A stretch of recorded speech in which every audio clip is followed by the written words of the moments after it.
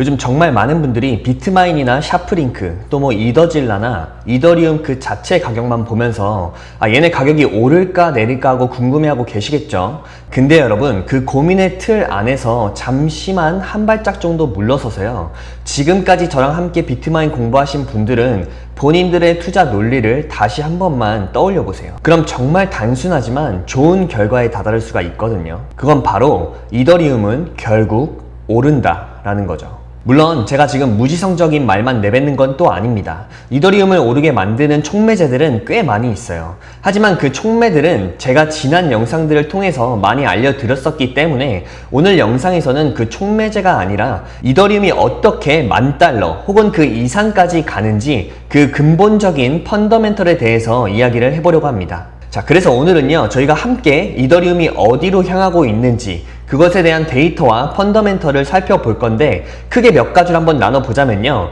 이더리움의 시장 상황을 간략하게 업데이트 드릴 거고요, 그리고 현재 이 가상화폐 사이클에서 우리가 지금 어디쯤에 와 있는지를 볼 건데, 여러분들이 투자를 하셨다면 그것에 대한 감각과 빅픽처를 스스로 그릴 수 있어야 하기 때문이죠. 그리고 또 다른 토픽으로는 이더리움에 대한 강세 근거입니다. 우리가 뭐 $10,000 간다 뭔다 하는데 근거가 뭘까요?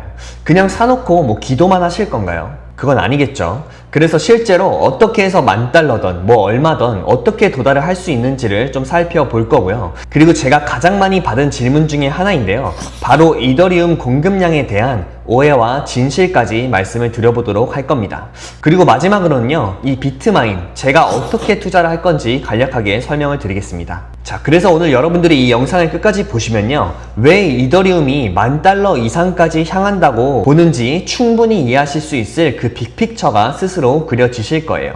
바로 지금의 저처럼요. 자, 그럼 한번 시작을 해볼 텐데, 시작하기 전에 처음 보는 분들을 위해서 소개를 하자면요, 이 머니어스 채널에서 제가 하려고 하는 일은 뭐냐면, 장기적인 가치가 있다고 생각하는 주식을 장기 투자적 관점에서 소개하는 역할을 하고 있어요. 그리고 여러분들이 꼭 기억해 주셨으면 하는 게 있는데, 저는요, 투자 조언이나 투자 추천을 하는 게 아닙니다. 이 암호화폐와 주식시장은 모두 극도로 변동성이 크고요, 여러분들은 여러분의 돈을 전부 잃을 수도 있다는 점을 알아주시면 좋겠어요. 그러니까 어떤 것에 투자를 하시기 전에는 반드시 스스로 조사와 검증을 하시길 바래요. 저는 그냥 9시부터 5시까지 일하는 평범한 사람인데, 제가 그 여가 시간 동안에 투자에 몰두하고 공부하면서 알아낸 그 정보들과 생각들을요, 여러분들에게 그냥 공유를 해드리는 겁니다. 그리고 영상을 보시고 유익했다면 좋아요와 구독, 그리고 제가 X에서 운영 중인 비트마인 커뮤니티에 오시면요, 이 유튜브 영상보다 훨씬 더 빠르게 서로의 투자 계획과 생각들을 공유할 수 있으니까 참고해 주시길 바래요. 자, 그럼 이제 시작해 봅시다. 자, 먼저 여기 최근 한 달 기준으로 보면요, 이더리움은 약 16% 정도 상승을 했죠. 근데도요, 일부 사람들은 이 작은 조정에도 패닉셀을 했어요. 그건 얼마 전에 비트코인이 하락을 했을 때도 똑같았었죠. 그리고 어떤 분들은 비트마인이 언제 $20로 다시 떨어지냐 하시는 분들도 계시던데요, 저는 여러분들이 그런 패닉 투자자가 되지 않기를 바랍니다. 데이터를 보시죠. 여기 보시면 이더리움은 지난 1년 동안 약 58%나 상승을 해줬어요. 자, 좀 더 큰 그림으로 보죠. 아마 많이들 들여보셨겠지만요, 사실 8월은 전통적으로 안 좋은 달이기는 해요. 여기 대체적으로 이 초록불이 많은 1, 2, 3, 4월과 이 8월을 비교를 해서 보시면 좀 더 잘 보이실 거예요. 이게 왜 그러냐면, 이게 아무래도 휴가철이라서 시장이 흔들리는 경향을 보일 때가 종종 있다고 하거든요. 그래서 지난 3, 4년을 봐도요, 8월은 평균적으로 대략 한 10에서 15% 정도를 하락을 했어요. 근데 올해 8월은 달랐죠. 지금 8월이 거의 다 지났는데도 이더리움은 오히려 19.2%나 상승 중에 있어요. 게다가 7월에 약 49% 폭등과 합치면요, 지난 2달 동안 이더리움은 무려 약 70% 정도를 상승을 한 거죠. 이 최근 3년간의 하락장이었던 것과 비교를 하면 굉장히 반전이라고 할 수가 있는 거예요. 그리고 거기다가 거래량도 꾸준히 들어오고 있고요, 또 우리가 잘 아는 기관 투자자들도 계속해서 이더리움을 매수 중이죠. 자, 이제 그러면 다음 질문으로 넘어가서요, 우리가 지금 사이클에서 어디쯤에 와 있느냐 이런 거였죠. 여러분, 제가 이 사이클을 설명드리기 전에 먼저 한번 설명을 드리고 싶은 게 뭐냐면 우리가 꼭 투자뿐만 아니라요, 삶에 있는 모든 영역에서 항상 역사를 레퍼런스를 삼아서 계속 과거의 데이터를 현재에 가져와서 그 근거 자료로서 사용을 하는 이유는요, 비록 역사가 아주 똑같이 반복되지는 않지만 종종 비슷한 운율을 만들어내기 때문이겠죠. 그래서 이더리움이나 비트코인이 한 3에서 5% 정도만 떨어져도 시장과 개인들은 늘 똑같은 질문을 던집니다. 지금은 약세장인가? 아니면 회복기인가?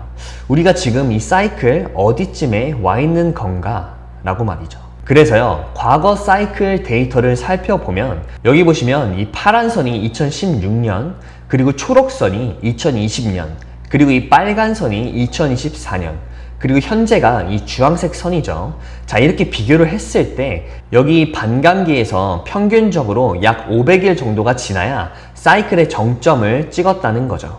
그래서 지금 이 그래프를 보면 우리는 2024년 시작한 반감기 이후에 거의 500일 정도가 지나고 있기 때문에요, 현재 한 마지막 100일 구간 정도에 진입한 상태인 거예요. 근데 여러분, 사실 저는 개인적으로 가상화폐에 투자를 할 때 이 사람들이 말하는 사이클이나 뭐 시즌제 같은 걸 그렇게 중요하게 생각하거나 뭐 믿지도 않아요. 근데도 제가 이 자료를 보여드리는 이유는 좀 전에 말씀드린 우리가 겪어온 과거의 역사는 현재에 종종 그 비슷한 운율을 줄 수도 있다고 생각을 하기 때문에 지금 설명을 드리는 거예요. 그래서 사실 이번 사이클도 예전과 같을 수도 있는 거고 뭐 조금 다를 수도 있는 거지만요, 이렇게 차트 자료로 평균을 내보면 흐름이 꽤나 비슷하다는 걸 알 수가 있다는 거예요. 그래서 정리를 좀 해보자면 이 사이클을 기점으로 분석을 해보면 2016년 사이클은 약 530일에서 550일 정도 걸렸고요. 그리고 2020년 사이클도 약 550일 정도가 걸렸었죠. 그렇다면 현재 제가 주황색 선으로 말씀드렸던 2024년 4월 19일, 20일 이때를 반감기를 기준으로 본다면 이번 사이클도 한 500일에서 600일 정도 걸릴 거라고 보는 게 맞다는 거죠. 즉 개월수로 보는 지난 두 번의 사이클은 약 18개월 정도가 걸렸기 때문에 그렇게 계산을 했을 때 이번 사이클 또한 약 500일 정도라고 예상을 하고요. 그렇다면 그 고점 시점은 아마 올해 10월에서 11월 사이가 된다는 가능성이 있다는 거예요. 제가 다시 한번 말씀을 드리는데 역사는 늘 똑같이 반복되지는 않지만 종종 그 비슷한 운율을 보여주기도 한다는 점 알아두시면 좋을 것 같아서 말씀을 드립니다. 그래서 저는 뭐 개인적으로 그 강세장 뒤에는 항상 약세장은 꽤 일반적인 흐름이라고 생각을 하고 있습니다. 자, 그리고 이번에는 같이 이 차트도 보면서 한번 사이클 설명을 좀 드릴게요. 제가 사이클의 위치를 판단할 때 보는 지표인데 Market Value to Realized Value 라는 MVRV라는 차트예요. 이게 일종의 이 G스코어를 주는 건데 이 G스코어가 뭐냐면요, 통계학 개념으로 가격 분석을 한 거라고 이해하시면 됩니다. 쉽게 말하면 지금 비트코인 가격이 평균에서 얼마나 떨어져 있는지를 숫자로 보여주는 지표인 거죠. 그래서 이 값이요, 이 한 7에서 8 구간 이때로 들어가면 비트코인이 과대평가 상태인 걸 보여주는 거고, 일반적인 경우로 보면 이때가 그 꼭대기 시그널이 될 수 있다는 거죠. 그래서 여기 보시면 2013년에도 그랬고 2017년에도 마찬가지였어요. 그리고 또 여기 보시면 2021년 사이클에서도 G스코어가 7.13에 도달했을 때 비트코인이 과대평가 구간에 들어갔다는 신호를 줬었죠.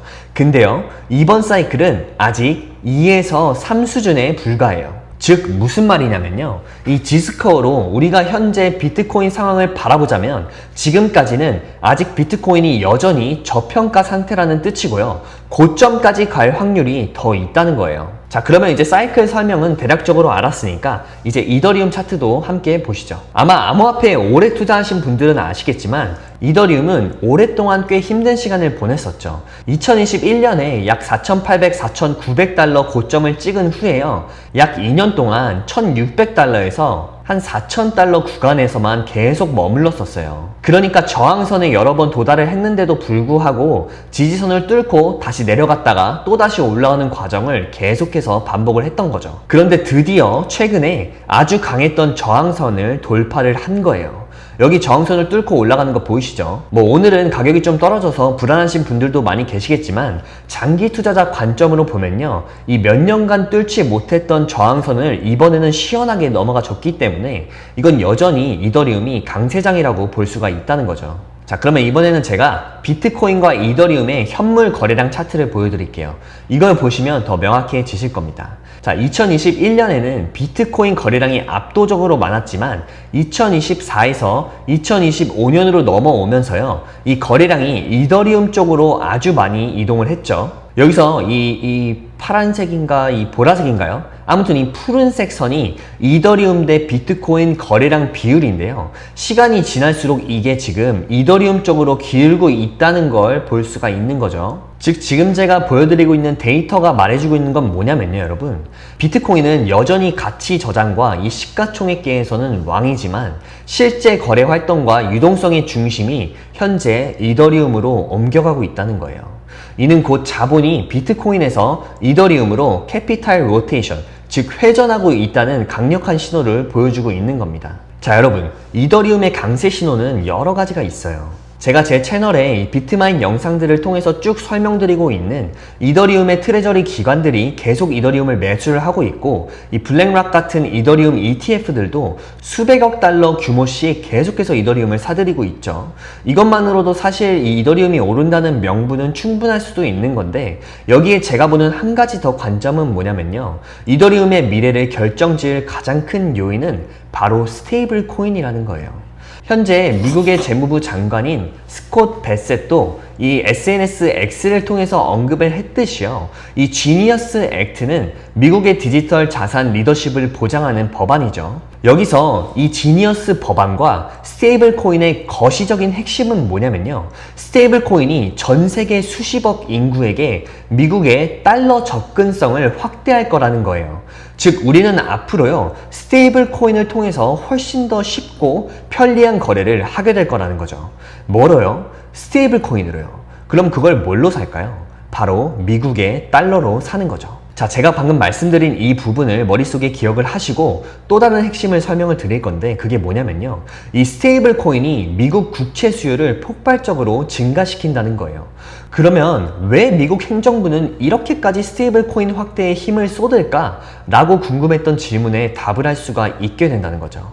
바로 미국의 끝없이 불어나는 부채를 누군가는 떠안아야 하기 때문이구나. 그리고 여기서 말하는 그 누군가가 바로 스테이블 코인이 하는 역할이 될 거고, 그 스테이블 코인을 전 세계 사람들이 사게 하려고 하는 거구나 라고 말이죠. 자, 현재 미국의 국가 부채는요 37조 달러에 달하고 있죠. 그리고 현재 초 단위로 계속해서 증가를 하고 있는 상황이고, 결국 누군가는 그 돈을 갚아야 한다는 거예요. 따라서요, 미국 정부가 하려는 방법은 뻔해요.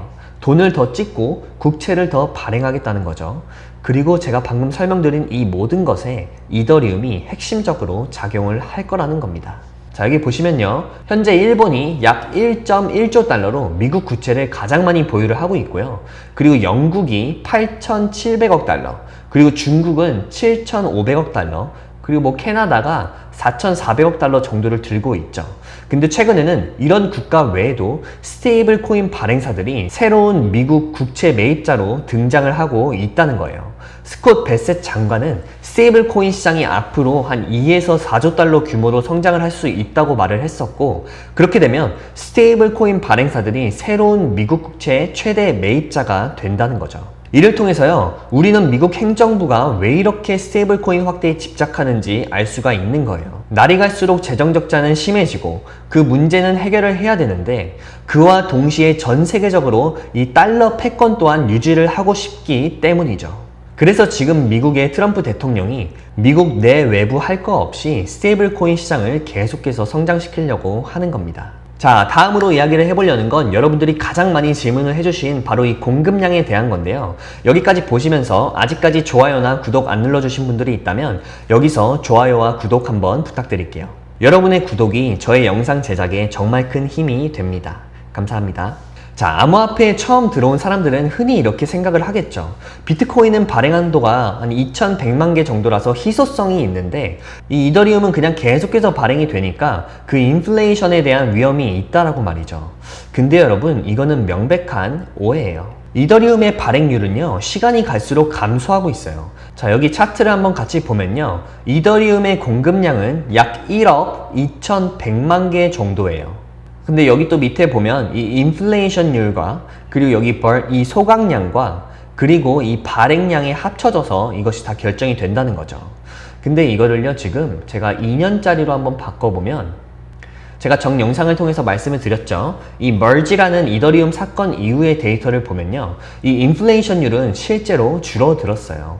그리고 현재 공급 성장률은 연간 약 0.14%에 불과한다는 거죠. 여러분, 지난 10년간 이더리움 연간 인플레이션율은요, 이더리움 한 초창기에는 한 12에서 14% 정도가 됐었는데 지금은 거의 0%에 가까운 거예요. 무슨 말이냐면요, 최근 3년 평균을 내면 사실상 공급 증가는 거의 없는 수준이라는 거죠. 즉, 이더리움이 무한정으로 공급되는 자산이라는 주장은 사실이 아닌 거예요. 그래서 지난 3년 데이터 평균을 내보면 공급 증가율은 거의 제로에 가깝기 때문에 사실상 거의 무시할 수준이고, 그래서 이더리움의 공급량은요, 이 발행량과 소각을 통해 약 1억 2천만 개 정도 수준에서 일정하게 유지가 되고 있다는 거죠.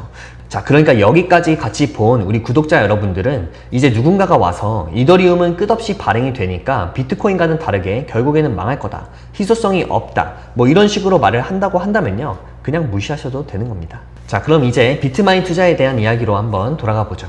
저는 여러분, 단기 변동성에는 전혀 신경 쓰지 않아요. 왜냐면 결국 이더리움이 언젠가 7,000달러, 뭐 8,000달러, 그리고 10,000달러 이상으로 치고 올라갈 때 이 비트마인도 같이 급등할 게 너무 뻔하기 때문이죠. 오늘 이더리움을 보면은 현재 제 시간 8월 25일 장중으로 보면 약 7% 정도가 빠지고 있는데요. 이거를 잘 모르는 분들은 그냥 이것만 보고 막 패닉에 빠질 수가 있는 거예요. 폭락인가?